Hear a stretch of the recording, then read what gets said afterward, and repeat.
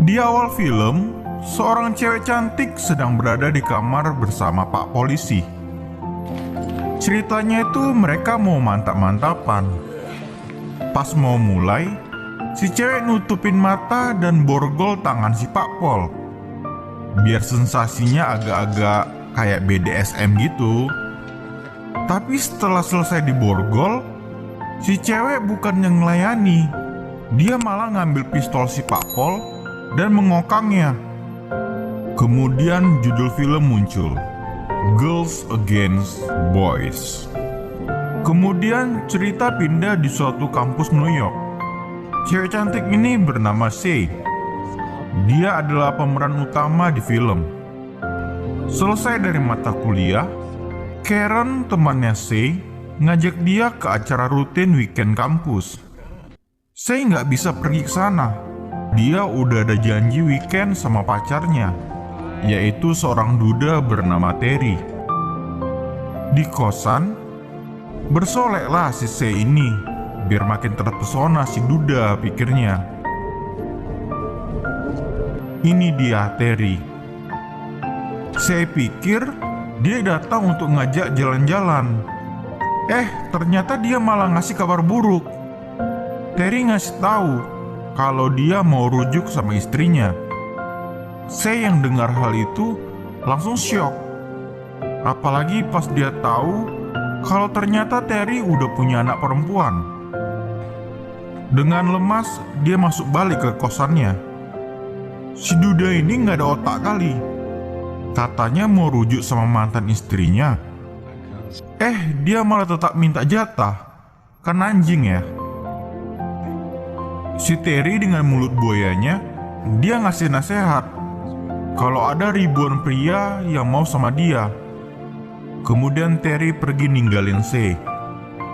Habis manis, sepa dibuang. Kayak gitu memang, banyak kali alasannya. Keesokan hari, di Sabtu pagi, Sei menjalani aktivitas weekend sendirian di pasar. Tak sengaja dari kejauhan, dia ngeliat Terry bersama istri dan anaknya. Sei ngikutin mereka, dan akhirnya dia jadi tahu di mana mereka tinggal. Terry hanya terdiam ngeliat Sei yang ada di seberang jalan. Di malam hari, dengan perasaan yang masih sedih, Sei pergi ke tempat kerja. Dia bekerja sebagai bartender di diskotik. Di sana banyak pria malam yang menggoda dirinya. Di jam istirahat, dia pergi ke ruang ganti. Sei menangis karena udah ditinggalin sama Terry.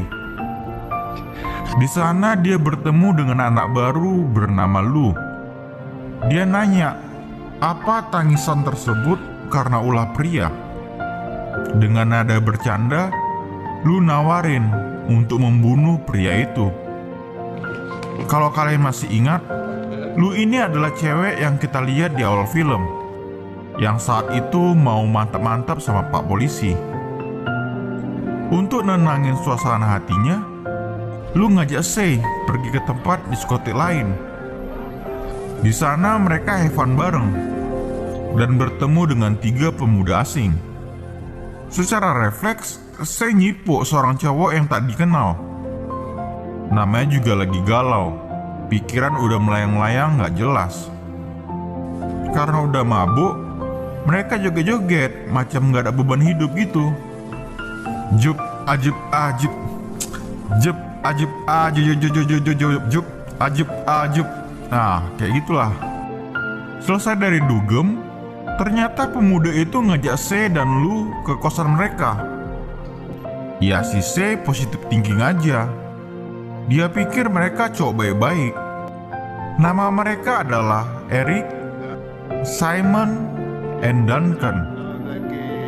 Ini adalah kosan Eric dan Duncan. Dengan keadaan masih mabuk, Sei dan Simon kembali bercipokan. Karena sedikit tersadar, dia pergi menjauhinya.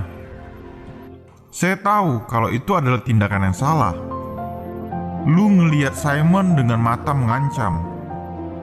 Seolah-olah Lu tahu kalau dia adalah cowok jahat. Sei masuk ke kamar mandi. Dia termenung dengan apa yang dia lakukan sekarang. Nggak taunya dia malah ketiduran di dalam. Saat udah terbangun, saya berniat buat pulang. Simon nawarin buat ngantar dia pulang. Saya menolak tawaran itu. Dengan agak sedikit memaksa, Simon tetap mau mengantarnya dengan alasan dia mau pergi keluar juga. Pergilah orang itu dua naik taksi. Rupanya si Lu gak sempat buat ngejar dia. Pas udah sampai di gedung kosan, ternyata si Simon juga ikut turun. Dia minta untuk bisa menginap di kosannya dan janji gak akan berbuat macam-macam.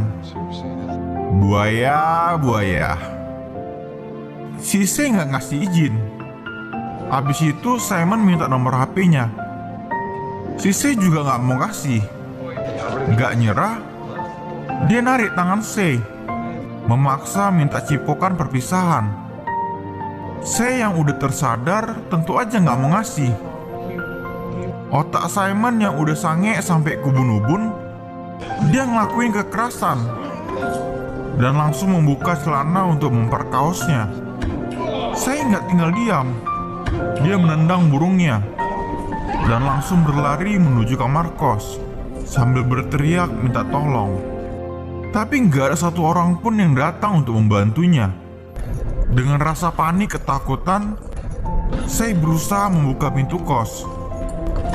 Tapi percuma aja. Simon berhasil mengejar dan mendorongnya. Di pagi buta itu, saya udah diperkaos secara brutal sama Simon, cowok asing yang baru dia kenal beberapa jam yang lalu. Setelah kejadian naas tersebut, dengan keadaan down, dia langsung nelpon ibu dan temannya. Tapi HP mereka nggak ada yang aktif. Dia tampak sangat kebingungan, tak tahu apa yang harus dia lakukan. Dia kemudian memberanikan diri datang ke rumah Terry. Tentu aja Terry terkejut dan marah karena hubungan mereka sudah berakhir. Dia mengira saya mau merusak hubungan keluarganya. Saya nggak sanggup untuk ngasih tahu tentang kejadian buruk yang udah menimpa dirinya. Terry ngantar dia pulang ke kosan. Pas udah sampai, saya memeluk Terry, seakan ingin menunjukkan minta perlindungan. Tapi Terry malah salah mengartikan maksud pelukan itu. Terry ngasih cipokan, tapi saya menolak untuk ngelakuin hal tersebut. Terry memaksanya untuk bermantap-mantapan, mendorongnya hingga terjatuh dan langsung menidurinya. Saya berteriak dengan keras dan sekuat tenaga mendorongnya. Terry nggak paham dengan apa yang diinginkan C. Dengan kesal, dia kemudian pergi meninggalkannya. C sangat trauma dengan kejadian tadi pagi. Dia terbaring menangis, nggak tahu kemana dia harus mengadu. Mendadak Lu bartender teman kerjanya nelpon. Akhirnya dia nemani C pergi ke kantor polisi untuk melaporkan kasus yang dia alami. Saat C ngelaporin kejadiannya, Pak Pol ini nggak langsung sigap menangani kasusnya dan malah nyuruh dia buat daftar ulang dulu. Buset dah, dikira sekolahan kali ya. Dengan tatapan sadis, Lu geram melihat respon dari Pak Pol. Setelah ngisi berkas kasus, dia diarahkan ke ruang tunggu. Lu nggak tinggal diam. Dia kembali ke ruangan Pak Pol tadi dan menggoda dia dengan selangkangannya. Beuh, ya jelas lah nggak tahan. Tahu kalau Pak Pol ini mata keranjang, Lu langsung nyamperin dia dan terang-terangan bilang, mau nidurin aku nggak? Si Lu nawarin Pak Pol untuk bercinta dengannya. Dengan malu-malu tapi mau, tentu aja Pak Pol nggak nolak. Si C yang udah berada di dalam ruang penyelidikan ngelihat si Pak Pol yang nggak serius nangani kasus permerkosaan dia. Saya ngerasa kalau nggak ada gunanya dia pergi ke tempat itu. Di tempat lain, Lu dan Pak Pol sudah berada di dalam kamar. Dengan keadaan mata tertutup dan tangan yang diborgol, Lu ngambil pistol, mengarahkannya ke telur si Pak Pol. Dengan wajah santai, berani dan gak banyak bacot, dia langsung nembak telurnya. Encer suaranya itu ya kan? Si Pak Pol pun langsung mati seketika. Setibanya di kos, Lu nawarin C buat nyari keadilan sendiri dengan cara datangin kosan mereka lagi buat nyari tahu keberadaan Simon. Dengan keberanian, C dan Lu akhirnya sampai di gedung kosan semalam. Di pintu masuk, mereka langsung ketemu sama Duncan. C pergi ke kamar mandi buat pipis. Dia ngerasa agak kesakitan. Ternyata C ngalami pendarahan sama donatnya. Emang anjing kali si Simon itu ya. Si Lu menginterogasi Duncan, menanyakan di mana alamat tempat tinggal Simon. Tapi dia malah mentertawakan mereka, mengejek seakan-akan mereka datang untuk tujuan minta mantap-mantap. Lu ngeluarin pistol dan tanpa ragu sedikit pun, jeder, mampus.